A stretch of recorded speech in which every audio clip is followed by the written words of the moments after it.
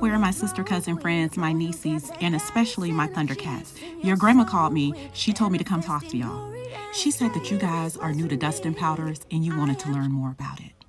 My name is Bee, and I am the creator and the owner of the brand Bee Enchant Perfume Dusting Powders. I'm so happy to see my sisters falling back in love with dusting powders, and especially in my nieces and Thundercats getting into it and starting to embrace it. Now, types of powders are subjective, but where you use it remains the same. And grandma told me to tell you, do not put it near your pocketbook. Not your pocketbook, not your cookie, not your coochie, not none of that, little sis. Now, we talk a lot about hygiene over here at the Honeycomb. We talk hygiene, we talk femininity, fragrance, women empowerment, luxury, and elevation. And my credentials are, I have been using dusting powder for decades, and I have been making and crafting professionally infused dusting powders for many years. Now, when TT brought the world of dusting powders over to TikTok over a year ago, we have talked about so much. We've talked about how to store your powders, how to use your powders, different types of powders, the purpose of powders, accessories, how to clean your puffs for sanitation reasons.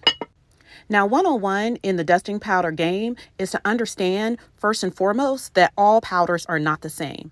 And when you purchase the designer puffs, especially cleaning them is of utmost importance.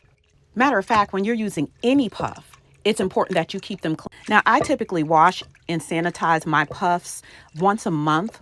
I've shared videos. Go ahead and look in my playlist under Dusting Powder Insight on how I actually clean my puffs with lingerie bags to keep them in place. And one of the main reasons is that I have so many powders. Again, I'm a brand owner, so I'm constantly creating powders that mirror many of our favorite. And I have separate bowls and puffs, not only for the fragrances, so that the fragrance layer well, but also for sanitation reasons. Look, there are tons of talc-free powders over the counter. Many of these brands have talc-free options. However, many of them and most of them have additional ingredients. Tricalcium is one of the ingredients that you'll see. It is not talcum powder. Tricalcium is not talcum, but they also have things like clay and aluminum in them. Now, when I tell you I'm a powder girl, as you can see. When I'm not looking to utilize one of my fragrance powders, because I only use my personal fragrance powders on my body. But when I'm not looking to utilize that and I just want a little fresh smell and I don't want perfume, I usually go with one of these. The Gold Bond Comfort is my go-to, only because I enjoy that a little bit more than I enjoy the Johnson's product. Now, I see y'all run into that green store and getting all those colorful powders. That's just not for me. I've seen them in that store a million times and I keep it moving because there's so many other options out here, better options for you. And especially because just because it says talc free doesn't mean it's chemical free. If I won't use a company's lotions on my body, I'm not using a body powder from it on my body. You guys have to remember that powders are topical and everything that smells good isn't good for you. That's what your grandma told me to tell you. And because of that, a lot of companies have auto-corrected, and we as a generation auto-corrected as well. As a woman that grew up using body powders and dusting powders and whose mother instilled the value of those in your self-care routine, we learned a long time ago that just because it doesn't have talc in it doesn't mean that it doesn't have chemicals in it, doesn't mean that it's good for you.